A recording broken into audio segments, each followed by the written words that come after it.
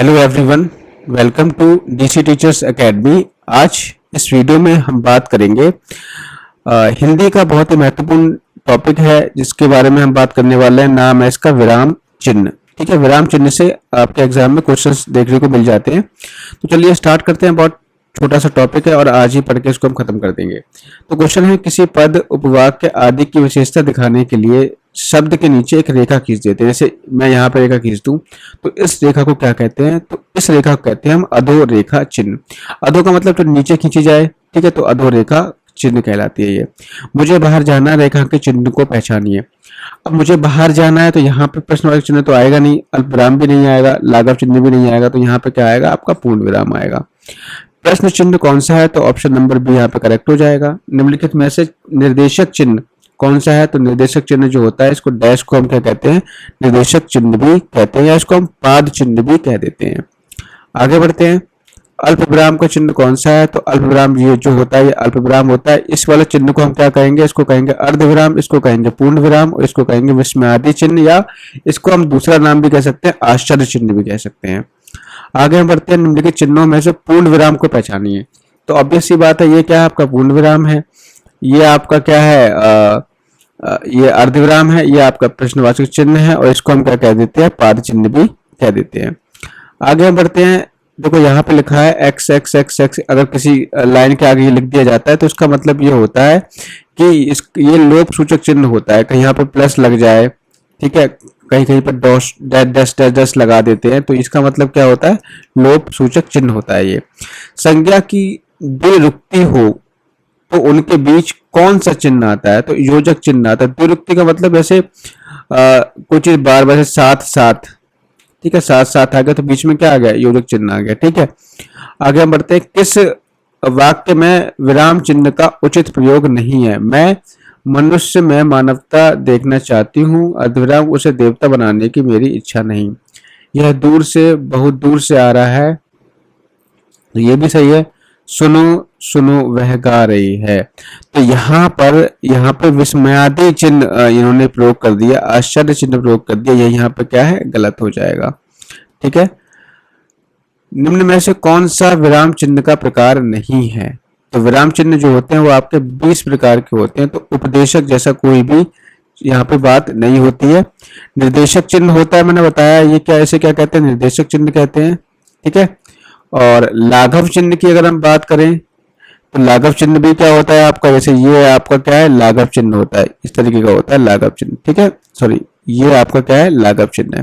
ठीक, अगर हम बात करें विवरण चिन्ह की, तो आपको पता ही है कि जब हम किसी का विवरण देते हैं तो इस तरीके से हम क्या करते हैं? चिन्ह लगा देते हैं। तो ये हमारा क्या कहलाएगा? विवरण चिन्ह कहलाएगा। तो लाघव चिन्ह हो गया ये, निर्देशक हो गया ये, और उपदेशक कोई चिन्ह नहीं होता। आगे बढ़ते हैं।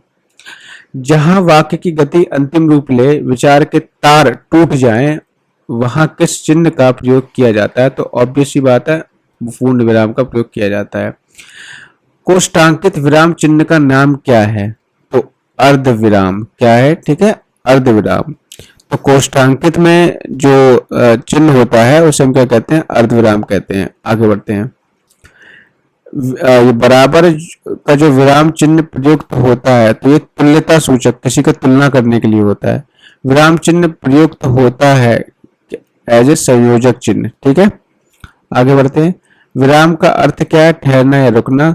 श्री कामता प्रसाद गुरुजी के अनुसार विराम चिन्हों को किस भाषा से लिया हुआ माना गया है? ध्यान रखना, अंग्रेजी से लिया हुआ माना गया है। ठीक है, और कामता प्रसाद ने ही 20 चिन्ह बताए हैं। ठीक है, ध्यान रखना। आगे हम बढ़ते हैं। श्री कामता प्रसाद जी के अनुसार विराम चिन्हों की संख्या कितनी है? तो 20 है, ये मैं बता ही चुका हूँ।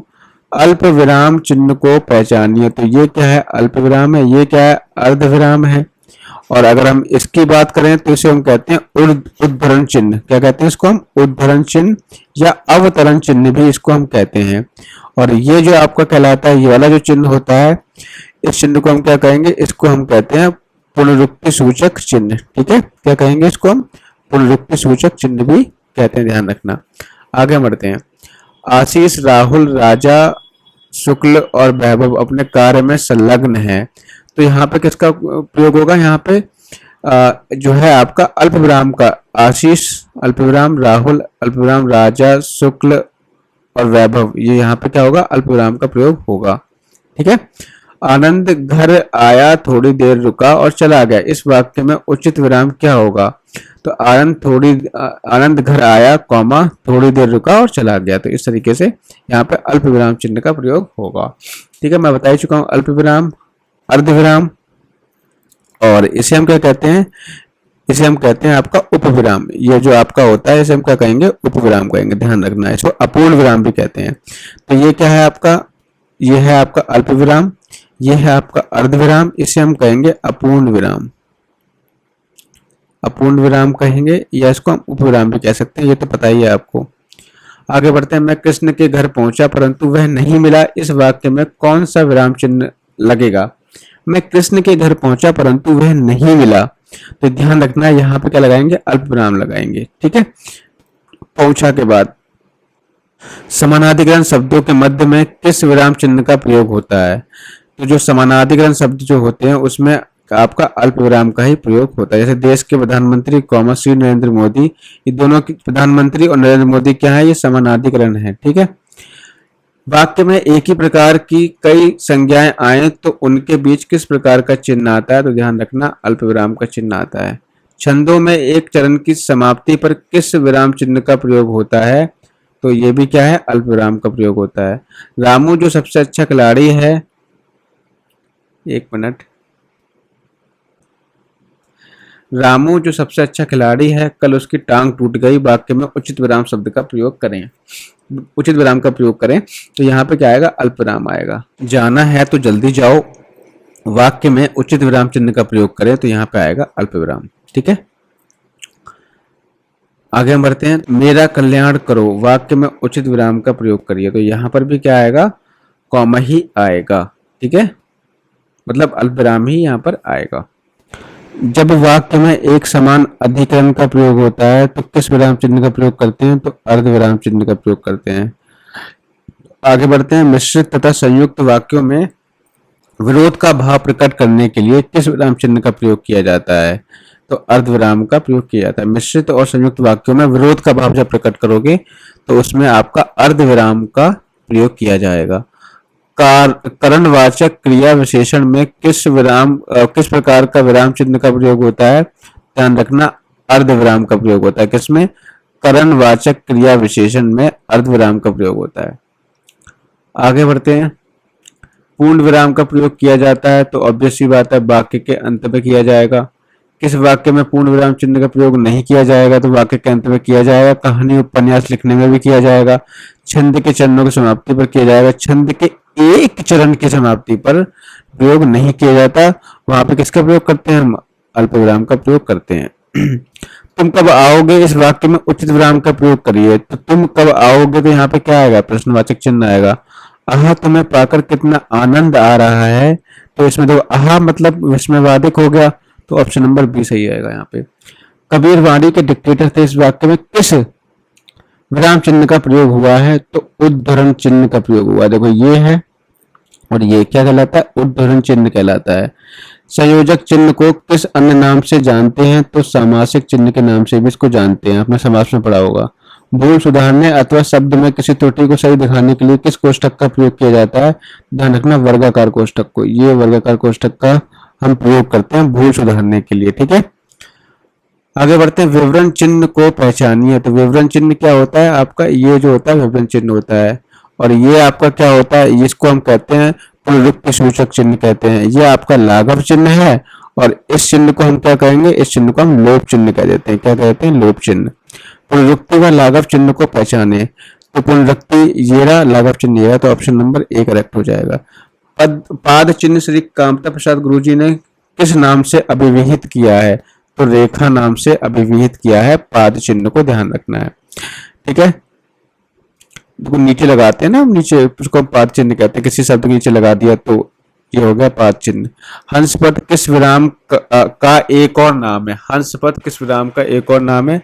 ध्यान रखना पूर्ण विराम का एक और नाम है। ठीक है, हंसपद कैसे लगता है? इस तरीके से लगता है हंसपद। ठीक है, तुल्यता सूचक शब्द को पहचानिए। तो बराबर क्या होता है? तुल्यता सूचक शब्द होता है। पाद बिंदु चिन्ह की पहचान करें। तो पाद बिंदु चिन्ह क्या होता है? ये जो आपका भाग वाला चिन्ह जो होता है उसको हम क्या कहते हैं, पाद बिंदु चिन्ह भी कहते हैं। ये आपको ध्यान रखना है। ठीक है, आगे बढ़ते हैं। समाप्ति सूचक चिन्ह की पहचान कीजिए। तो ये देखो, ये आपका क्या है, ये जो लगा हुआ है, इसको हम क्या कहते हैं, समाप्ति सूचक चिन्ह कहते हैं। देखो, कभी भी ध्यान रखना, अगर आपको समाप्ति सूचक चिन्ह पहचानना है तो एक तो यहाँ पे इस तरीके से होगा, फिर लाघव चिन्ह वाला चिन्ह होगा, फिर इस तरीके से, इसे कहते हैं समाप्ति सूचक। ठीक है, ये आपका क्या है, समाप्ति सूचक होता है। इसके अलावा अगर 3 लाइन आपको दिख जाए तो ये भी क्या है, आपके समाप्ति सूचक होती हैं। क्वेश्चन है, किस शब्द में ए स्वर नहीं है? तो ए इसमें है, इसमें भी पैतृक में है, स्नेह में भी है, लेकिन वैदिक में क्या मिलेगा, आपका बड़ा ए मिलेगा। आगे बढ़ते हैं। किसी बड़े अंश का संक्षिप्त रूप दर्शाने के लिए किस चिन्ह का प्रयोग किया जाता है? तो यहाँ पे क्वेश्चन दे रखा है आपका, किसी बड़े अंश का संक्षिप्त रूप दर्शाने के लिए तो हम लाघव चिन्ह का प्रयोग करते हैं, इसे संक्षेप सूचक चिन्ह भी कहा जाता है। ठीक है, आगे बढ़ते हैं। अगला है, सही विराम चिन्हों वाला वाक्य कौन सा है? छी तुमने तो नाम ही डुबो दिया। छी तुमने तो नाम ही डुबो दिया। छी तुमने तो नाम ही डुबो दिया। तो देखो, छी के बाद आपका विस्मयवाचक चिन्ह आएगा। ठीक है, तो यहाँ पर ऑप्शन नंबर सी सही है। जहां योजक चिन्ह का प्रयोग नहीं करते, पहचानिए। तो योजक चिन्ह का प्रयोग कहाँ नहीं करते, वहां पो पहचाना। 2 संयुक्त क्रिया एक साथ हो तो वहां तो करते हैं। रीतिवाचक व परिमाणवाचक क्रिया विशेषण में भी करते हैं। जब क्रिया के मूल धातु के साथ प्रेरणार्थक क्रिया है तब भी करते हैं। कर्मधारय समास से बने शब्दों में योजक चिन्ह का प्रयोग नहीं। तो कर्मधारय समास में से बने शब्दों में योजक चिन्ह का प्रयोग हम नहीं करते हैं। किस कठिन शब्द को स्पष्ट करने के लिए किस विराम चिन्ह का प्रयोग होता है? किसी कठिन शब्द को स्पष्ट करने के लिए किस विराम चिन्ह का प्रयोग होता है? तो ध्यान रखना, आपका कोष्ठक का प्रयोग होता है। जैसे मान लो हमने कोई भी शब्द लिखा तो उसमें क्या करते हैं, जैसे यहाँ पे हम क्या कर देते हैं, कोष्ठक बना देते हैं। ठीक है, जैसे हमने यहाँ लिखा अधिगम। ठीक है, अधिगम लिखा, तो अधिगम को समझाना तो यहाँ लिख देंगे हम सीखना। तो कठिन शब्द का अर्थ बताने के लिए यहाँ पे हमने जो कोष्ठक बना करके उसको एक्सप्लेन कर देते हैं। आज के वीडियो में सिर्फ इतना ही रखते हैं। अब मिलेंगे नेक्स्ट वीडियो में एक नए टॉपिक के साथ। Thank you, have a nice day.